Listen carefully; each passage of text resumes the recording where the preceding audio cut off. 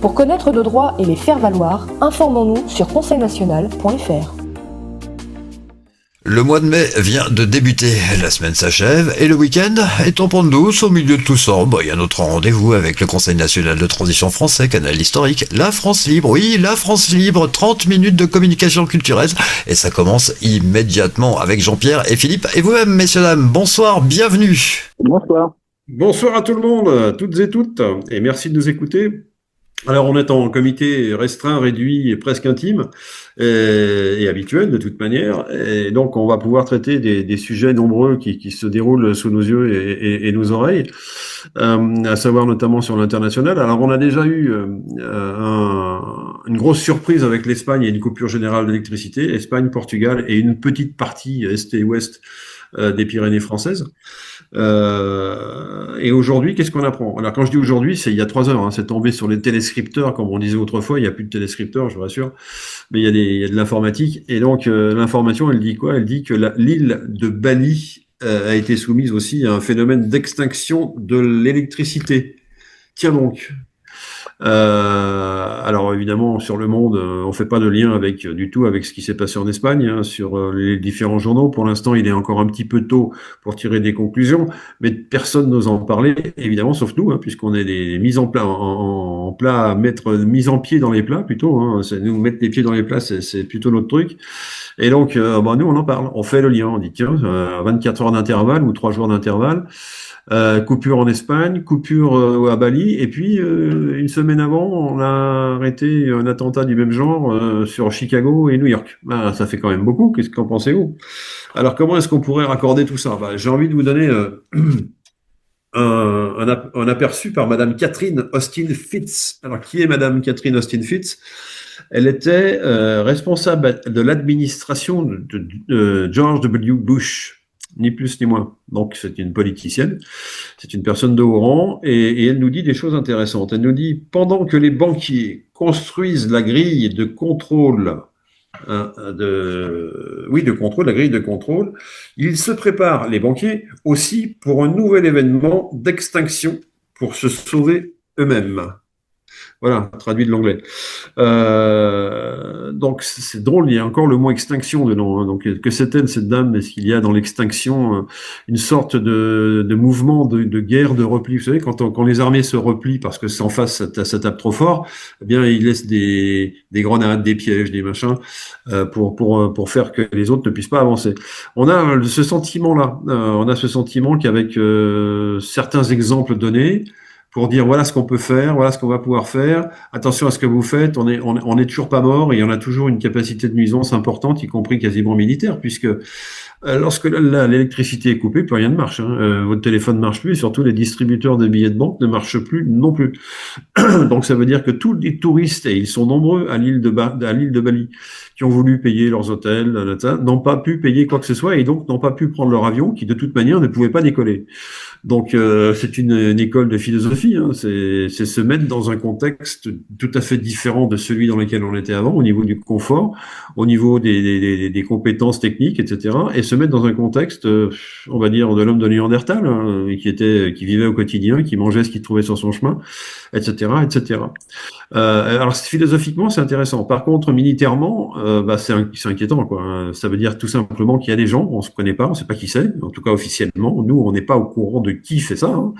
Est-ce que les gouvernements qui en sont la cible sont plus au courant que nous? Il y a fort à parier. Mais est-ce que ils sont en capacité de faire des retours, des revanches ou des militaires ou autres? On ne sait pas. Qu'est-ce qui s'est passé avec l'Espagne? Ben rien. L'Espagne a recouvré son homogénéité électrique, on va dire, en tout cas sur le réseau d'électricité. Et on attendra qu'il se passe la même chose à Bali sans qu'on ait aucune explication. Parce que à Bali aussi, on a exclu le fait qu'il s'agisse d'un attentat terroriste, de hackage, quoi, hein, tout simplement, d'attaque informatique. Ça a été exclu. Donc si c'est pas ça, qu'est-ce que ça peut bien être? Et puis surtout, qu'est-ce qui peut bien rendre les gouvernements aussi certains que ça n'est pas dans un cage, voilà, que ça n'est pas du terrorisme. Ben, s'ils peuvent dire ça, ils doivent pouvoir dire ce que c'est. Eh ben non, on ne sait pas ce que c'est. Donc voilà, donc on a bien tourné le couteau dans la plaie, on a bien fait en sorte que les questions soient posées et qu'éventuellement un jour, par un journal ou un autre, on ait des réponses. Voilà ce que je voulais dire dans un premier temps. Très bien, Alors, on va donc pouvoir introduire le thème de ce soir. J'aime beaucoup le titre, les violons du bal masqué, ou autrement dit, eh bien, les méchants vont payer, ou alors tout se paye, ou alors Maurice tournera tellement fait que tu vas finir en prison.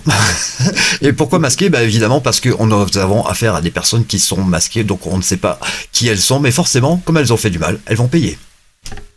voilà, c'est l'idée qu'on préfère retenir dans toutes justement ces exactions qui sont en train de se mettre en œuvre, hein. Là, on vient de parler de la coupure d'électricité. Ça peut nous arriver demain sur un pays comme la France, hein. Ça peut arriver demain n'importe où. Ça peut, voilà. Alors, cette attaque, car ces attaques, effectivement, elles montrent une volonté agressive de la part des États qui en sont la cible. Ça pourrait être aussi tentant de dire, bah nous aussi, on sait faire, hein. Si un État sait faire, les autres États vont savoir faire et tout le monde sait faire. Mais ça devient une menace permanente de dire, je vais couper ton électricité, par vengeance, tu vas couper mon électricité, et ainsi de suite. Et comme ça, allez, 2 coups de cuillère à peau, on coupe le courant sur toute la planète.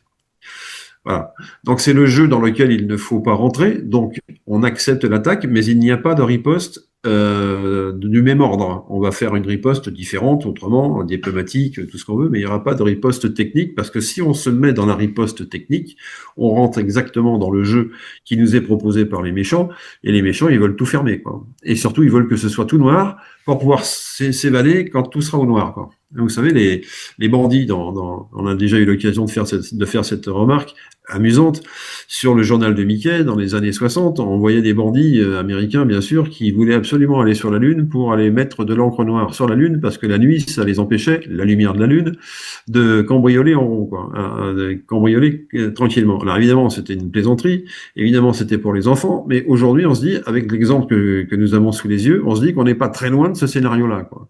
Ils ont besoin de tout éteindre pour pouvoir s'échapper. Voilà. C'est en tout cas une hypothèse forte. Donc voilà. Et puis qu'est-ce que je voudrais dire aussi que le monsieur Zelensky. Alors monsieur Zelensky qui n'est pas en odeur de sainteté, visiblement, il a un certain talent pour se rendre imbuvable vis-à-vis de beaucoup de gens, pour pas dire tout le monde. Donc on doit supposer qu'il est protégé en haut lieu par on ne sait quelle magie ou on ne sait quel moyen extraordinaire. Toujours est-il et nous ne souhaitons, je précise, au sein du CNTFCH, la mort de personne, absolument personne, mais nous lisons, comme tout le monde, qu'il y aurait un contrat sur sa tête de 150 millions de dollars, ce qui veut dire qu'en toute logique, il devrait pas faire long feu, cet homme, hein. Soit il abandonne le gouvernement, soit effectivement il va lui arriver des choses, hein. Donc c'est à lui de faire ses choix. Voilà. Alors on revient au phénomène des violons du bal masqué. Les violons du bal masqué, c'est quoi? Eh bien, il y a une expression qui dit à la fin du bal, il faut payer les violons. Voilà. Or, si on veut faire la transposition avec ce que nous vivons en ce moment, le bal, c'est quoi? Bah, c'est le bal non pas des vampires, mais des méchants qui se sont bien amusés et qui s'amusent encore, hein, pour certains d'entre eux, à nous esclavager, à nous réduire, à nous observer, à nous surveiller, à nous réduire quantitativement, je l'ai dit. Donc voilà. Voilà à quoi eux s'amusent. Et voilà ce dont nous allons essayer de les sevrer, hein, tout simplement. On va arrêter. Alors nous, quand je dis nous, c'est qui? C'est pas vous et moi, hein, parce que nous sommes ce qu'on a de métallique, de plus lourd dans les mains, c'est des fourchettes à poisson, etc. Ce sont pas les armes à feu, hein. On n'est pas des soldats, on n'est pas des militaires. Donc on ne va absolument pas interférer sur des actions d'ordre militaire. Il en est hors de question. Par contre, il y a effectivement certains endroits de la planète où il y a des armes qui sont sorties. On peut les citer, hein. Il y a Gaza, bien sûr. Il y a l'Ukraine, bien évidemment. Mais il y a aussi le territoire des États-Unis d'Amérique, où ça défouraille pas mal. C'est moins l'expression. On est retourné dans des westerns, hein, aux États-Unis d'Amérique. Il y a une guerre civile, quoi, disons les choses, hein. Donc, cette situation-là, eh bien, elle fait avancer les choses, mais en même temps, elle distribue des zones de danger. Voilà, c'est ça que je voulais dire. Voilà, donc qu'est-ce qui se passera, les violents du bal masqués? Ben, ces gens qui nous ont subvertis, on va dire ça comme ça, qui nous ont transformés en esclaves, on l'a déjà dit, eh bien, ils sont aujourd'hui dans un phénomène de renversement, puisque ben, Monsieur Trump, faut quand même le citer, qu'on l'aime ou qu'on l'aime pas, qu'on croit dans son discours ou qu'on n'y croit pas, il est quand même certain qu'en l'espace de quelques semaines et mois, il a bien renversé pas mal de choses et que ça continue et que ça va continuer, que la cabale en est consciente, que la cabale a été sevrée encore une fois d'un certain nombre de sources d'approvisionnement monétaire qui font que bah, ils sont à ça, ils sont aux abois. On appelle ça comme ça, être aux abois. Vous savez, c'est l'expression de chasse à court en plus. Hein. C'est-à-dire que le gibier court on Alors entend dans ce plus. cas-là, il faut le dire comme ça, Philippe, s'il te plaît, la cabale est en cavale. Ah, alors ça, si en plus j'ai un support en jeu de mots, voilà, je prends. Alors la cabale est en cavale, c'est ça que ça veut dire. Voilà, c'est des analogies des analogies de la chasse. Voilà, c'est exactement ça. Donc voilà, donc dans ces conditions-là, les choses sont en train de basculer au défaveur d'un certain nombre de personnes qui nous exploitent. Et ces personnes, on ne les connaît pas souvent, on les connaît pas du tout, même, je vais dire souvent, on les connaît pas du tout. On connaît leurs représentants, on connaît leur vitrine. Hein, voilà, par exemple, le pape est mort. Par exemple, Monsieur Schwab a été démis de ses fonctions ou a démissionné tout seul. C'est quand même bizarre. Et puis peut-être aussi qu'on va apprendre prochainement que le roi d'Angleterre Richard III, ben, ma foi, il est pas loin d'être éliminé également, hein, que ce soit physiquement ou politiquement. Et voilà, on va apprendre deux, trois petits départs comme ça qui sont des marqueurs d'un changement radical dans la conduite des affaires du monde, tout simplement. Voilà. Alors on a eu aussi, on en a déjà parlé, mais on peut rapidement l'évoquer ici, l'idée très anglaise et très britannique de déposer des soldats britanniques dans l'Ukraine. Cette idée a été contrée donc par Monsieur Poutine. Donc ça veut bien dire que si Monsieur Poutine bouge une oreille ou lève un sourcil, je dirais que la cabale, on va la nommer par son nom, la cabale recule tout simplement, hein, alors qu'elle pousse ses feux chaque fois qu'on ne lui résiste pas. Hein, et elle va toujours un peu plus loin jusqu'à ce que... Bon là, on l'a stoppé. Visiblement, ils ont vu les feux de l'enfer au cinéma ou je ne sais où, mais je ne sais pas ce que Monsieur Poutine leur a montré. Mais il a sûrement dû leur faire un petit peu peur pour qu'ils se rendent compte que tout le monde allait être détruit, y compris eux. Donc, y compris eux, c'est pas très intéressant parce que quand vous tuez vos clients, c'est déjà pas très malin, et quand vous tuez tout le monde, c'est encore moins très malin. Quoi. Voilà. Voilà. Donc, c'est un petit peu cette charnière, cette période charnière à laquelle nous vivons. Alors, évidemment, je vais pas parler encore du Nézara, mais on pourrait. Hein. Est-ce que à cette étape de nos pérégrinations dans le futur proche et dans le passé récent, est-ce que vous avez, mes amis, des choses à compléter? Hum, Pour ma part, j'aime les mots, vous le savez, et alors la cabale, comme d'ailleurs ce que j'ai appelé la fourbe malfratrie, entendre qu'il y a des oreilles, hein, ça commence par F et par M.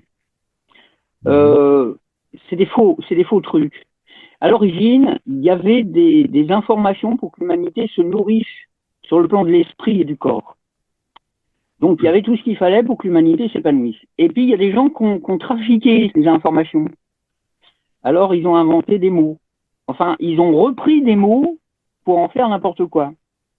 J'aime le mot cabale, parce que je l'ai longuement étudié.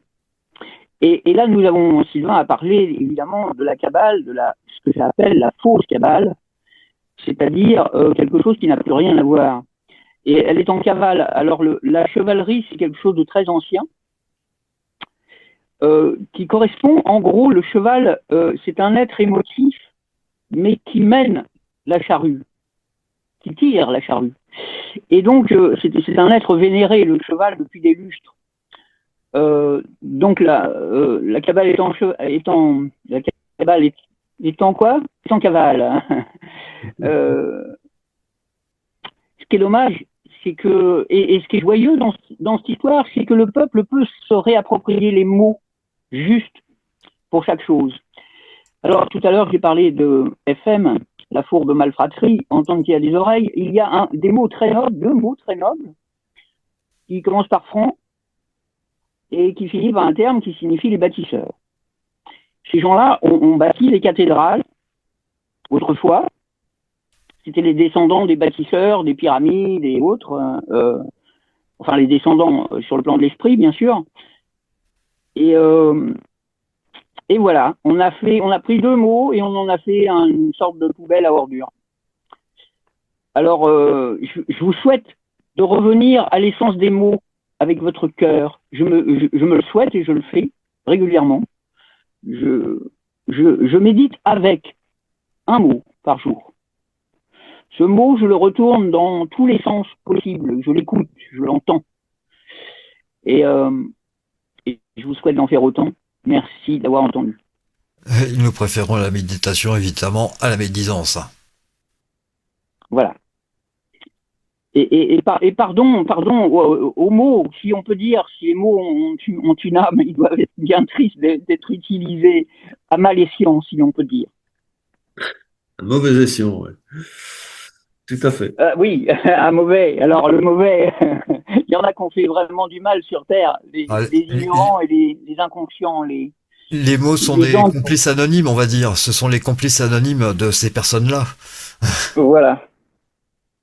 Et pardon, Sylvain, merci d'avoir. Je trouve ton jeu de mots magnifique. Voilà. Et en même temps, quelle joie de pouvoir se réapproprier un mot avec tout son sens. Merci beaucoup, Jean-Pierre. Merci, Jean-Pierre. Merci. Alors, on peut revenir effectivement sur l'adversaire. Il faut savoir désigner l'ennemi dans un combat militaire. C'est ce que n'importe quel militaire vous dira. Il faut désigner l'ennemi. Nous, on n'a pas trop bien la possibilité de désigner l'ennemi. Alors, si par exemple l'ennemi qui va nous éteindre l'électricité en France, si jamais ça devait arriver, ce qui a Dieu ne plaise, eh bien on ne le connaît pas, c'est pas qui c'est. Et ça sera pas forcément le même que celui qui a éteint l'électricité à Bali, et encore moins en Espagne, etc., etc. Donc c'est un ennemi rusé qui cache ses actions, qui cache l'origine de ses actions, comme on l'a vu pour le 11 septembre, n'est-ce pas, 2001, on n'a pas su qui avait fait tomber ces tours. Alors officiellement, c'est quelques gardiens de chèvres, mais qui veut croire cette fable? Et puis on a vu les inondations en Espagne également plus récentes. Voilà, on a vu l'électricité en Espagne évidemment, et puis on a vu aussi Nord Stream. Souvenez-vous, Nord Stream, on a dit c'est les Russes, puis après on a dit non, ça peut pas être les Russes, c'est forcément les Américains. Mais qui a revendiqué Nord Stream 2? Personne. Donc on ne sait pas où est l'ennemi. C'est ça qui est un petit peu difficile à gérer, en plus de tous nos petits malheurs. Voilà. Alors qu'est-ce qui va se passer quand la Kabbale, alors cette Kabbale, elle s'écrit C-A-B-A-L-E, par opposition à la Kabbalah, qui s'écrit avec un K. Et c'est effectivement ce que tu disais tout à l'heure, Jean-Pierre, il faut distinguer les deux, évidemment, mais ça se prononce de la même façon, donc on est obligé de faire apparaître l'étymologie, la lecture du mot. Donc cette Kabbale avec un C, en ce qui nous concerne, il va falloir, si elle se retire, si elle plie les Gaules, comme on dit, si elle baisse pavillon, si elle affiche le drapeau blanc, c'est-à-dire qu'elle se rend, militairement parlant, mais voilà, il va falloir qu'elle rende l'argent. Alors ça, c'est ce que monsieur Trump a mis au point et a prévu, c'est que cet argent qui a été siphonné, je crois qu'il n'y a pas d'autre mot, par la Kabbale à tous les êtres humains de cette planète, eh bien il va falloir le rendre. Donc rendez l'argent. On est à la fin du bal, mesdames et messieurs, rendez-nous l'argent. On doit rendre l'argent. Et puis remplacer l'oligarchie par la démocratie réelle. Évidemment, puisque l'oligarchie, on s'est aperçu que c'est un minimum de banquiers, on peut les citer, les banquiers, les Rothschild, les Warburg, etc.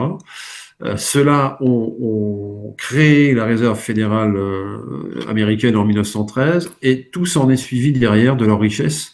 Tout s'en est suivi derrière de notre appauvrissement, à nous en tant que citoyens, en tant que voilà.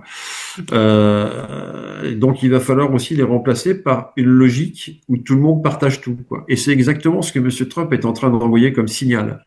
il envoie comme signal, non pas je vais prendre l'argent à monsieur Rothschild ou à la cabale pour me le mettre dans les États-Unis d'Amérique ou dans ma poche, au choix, parce qu'après tout, hein, c'est moi qui ai une idée, comme on dit, hein, autour des tables des capitalistes, ils disent ça, hein, c'est moi qui ai une idée, ça fait 30%. Ok, d'accord.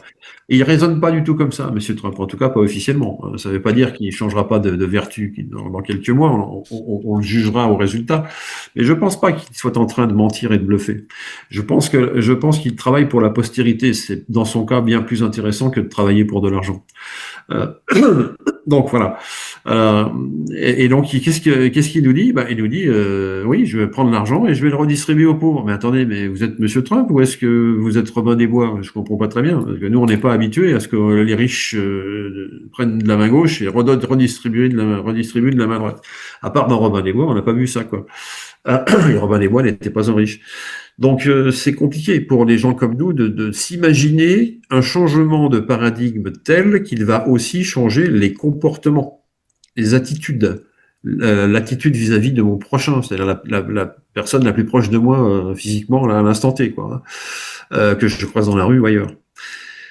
Donc tout ça va faire que les choses vont changer et notre moyen de réflexion va changer aussi. Pourquoi? Parce que ce qui est important, c'est qu'on ne soit plus attiré, nous, en tant qu'êtres humains, par des fantasmes par lesquels on nous promet la richesse pourvu qu'on vende son âme.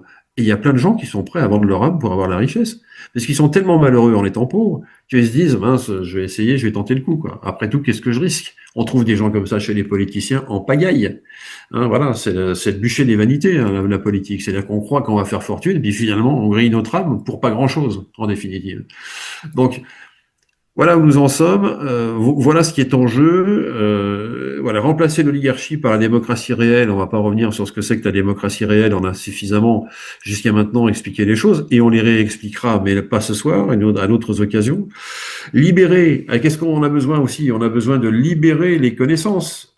On a besoin que le départ, la fin du bal, ça corresponde à nous, pour nous, la libération des connaissances. Et elles sont nombreuses, ces connaissances. Elles sont nombreuses, on le sait, il y a plus de 6000 brevets qui demandent à être regardés, observés, pour pouvoir faire de l'énergie libre, de l'énergie gratuite. J'ai envie de dire gratuite, en fait, hein, parce qu'on parle souvent d'énergie libre, mais c'est un jeu de mots anglais qui fonctionne pas en français. En anglais, ça veut dire énergie gratuite. Donc, qu'on traduit nous par énergie libre. Non, il y a les deux, en fait, hein.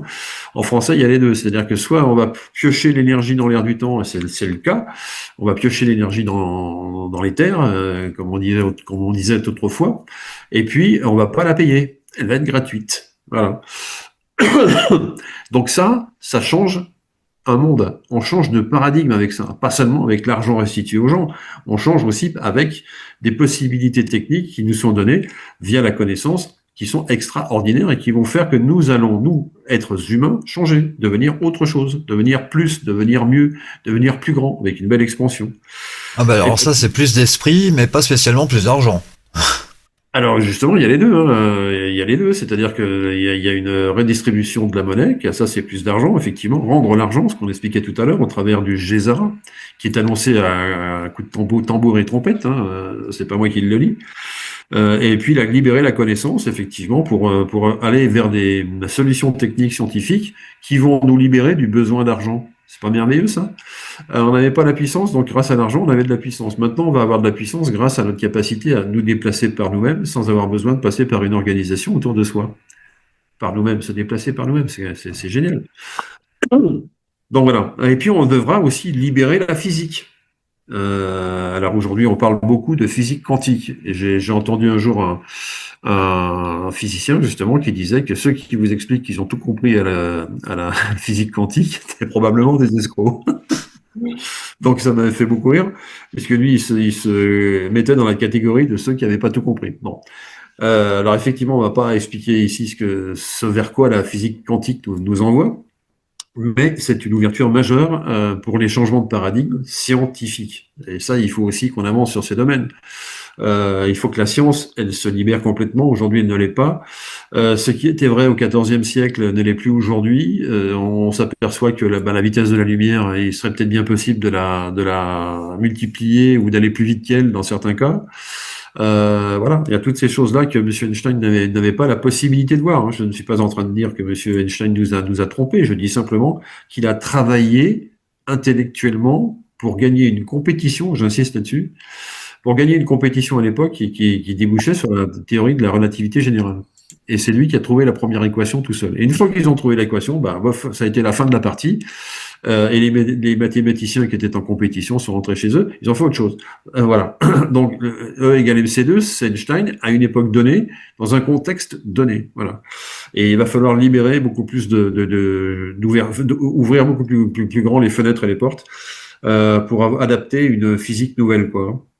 Et puis, il va falloir surtout éloigner les fauteurs de troubles, parce que si nous ne savons pas qui sont nos ennemis, malheureusement pas, hein, ils sont jamais présentés devant nous, on les a jamais vus en photo, eh bien, il est certain que rien ne progressera tant qu'ils seront sur le plancher des vaches. Passez-moi l'expression pour dire tout simplement sur la planète Terre. Rien ne se passera tant qu'ils seront toujours là. Rien de positif. Il y aura toujours des retours de flamme. C'est-à-dire que les mêmes causes conduiront aux mêmes effets et les mêmes suggestions, transformation des hommes en sujets, continuera avec le temps, quoi, reviendra avec le temps. Donc, est-ce que c'est ça qu'on veut? Non. Ce qu'on veut, c'est mettre un point final à cette logique-là pour la transformer en une logique humaine, tout simplement. Prendre de vraies alliances, voilà. Et donc, qu'est-ce qu'on va faire avec ces méchantes personnes? Qu'on va en faire quoi? On va pas les égouiller tout de même. On a d'autres choses à faire. Ben non, mais peut-être qu'on pourra les envoyer ailleurs. Et là, je suis ouvert à toute proposition sur la nature même de l'ailleurs, hein. J'ai pas de limite par rapport à ça. Ailleurs autrement, donc se débarrasser des gêneurs, quoi, se débarrasser de ceux qui polluent, non pas seulement la Terre, mais qui peuvent polluer l'univers, l'atmosphère, enfin tout ce qu'on veut, quoi. Et puis, on peut prendre aussi des alliances. Alors, je voudrais quand même qu'on rapidement parler de ce qui s'est passé au début des années 1950 avec Monsieur Eisenhower, qui était le président des États-Unis et qui a, que ça plaise ou non à ceux qui nous écoutent, pris des langues, en tout cas. Il n'a pas pris d'accord justement, mais il a pris langue avec des personnes qui venaient d'un autre monde, n'est-ce pas? Et à l'époque, il avait même envisagé carrément de procéder à une divulgation géante pour que les choses soient claires, pour que la liberté, la vérité éclatent aux yeux des Américains et du monde entier. Et puis, ça ne s'est pas fait. Alors, on ne va pas rentrer dans le détail, mais il y a d'autres groupes humains au même moment qui ont passé, eux, des accords avec des gens pas gentils du tout. Et ça nous a emmené vers un certain nombre d'ennuis. Voilà, je vais résumer ça comme ça. Et donc, aujourd'hui, il faut repasser des accords. Mais il faut passer des accords avec ceux qui sont susceptibles de nous aider, pas ceux qui sont susceptibles de nous détruire à terme. Et en donnant à quelques-uns de ces fameux terriens toutes les garanties d'une richesse éternelle, bien sûr. Donc voilà, donc ils se sont fait acheter en quelque sorte, hein. Donc il y a eu de ça. Et il faut pas ça, il faut plus ça. Donc il va falloir prendre des accords pour aller plus vite dans la découverte technologique. Ça sera très bien. Par contre, il va falloir aussi s'assurer qu'on va tous dans la bonne direction et choisir la voie de l'amour universel dont on entend beaucoup parler, n'est-ce pas, depuis 2500, 2000 ans, hein, l'amour universel, et plutôt que la voie de l'obscurité. Voilà. Pour avoir quoi? Pour avoir une extension, une expansion vers le mieux, et avoir une expansion heureuse tout simplement, hein. Voilà. Nous allons faire des grilles d'accords ou alors des arpèges. Ce serait pas mal aussi. Des grilles d'accords, des arpèges. Tout à fait, ouais. Jean-Pierre, désires-tu la parole avant la conclusion, s'il te plaît? Oui, je veux bien, merci. J'ai entendu un terme que j'aime beaucoup, la gratuité. Alors, il existe encore la gratuité commerciale, dont le terme a été très perverti, puisqu'on vous attend avec une massue alors qu'on vous tend un sucre d'orge. Mais je parle de la gratuité divine, la gratuité naturelle. Le pommier donne ses pommes pour le bonheur d'avoir des pommes. Il ne se complique pas la vie, il donne ses pommes, il ne trie pas si c'est un méchant ou un gentil qui va manger la pomme. Le soleil brille pour tous. Il y a 2000 ans, un frère bien-aimé a déjà dit ça, hein. Et puis, je vous prie d'entendre l'expression « être heureux de redevenir soi-même ». J'ai entendu Philippe nous dire « devenir plus », mais plus que ce qu'on nous a fait croire que nous étions. Soyons heureux, s'il vous plaît, de redevenir nous-mêmes. Merci d'avoir entendu. Allez, on va conclure. L'électricité, c'est important, nous sommes d'accord, donc à ne pas couper. Par contre, bien, toutes les raisons sont bonnes pour éteindre sa télévision. Oui, la débrancher afin de pouvoir profiter des merveilleux paysages du mois de mai. Allez, je vous souhaite un excellent week-end. Nous aurons le plaisir de vous retrouver à partir de lundi avec le Conseil national de transition français, Canal historique et la France libre. Merci Philippe, merci Jean-Pierre, merci à vous également. Excellent week-end, excellente soirée.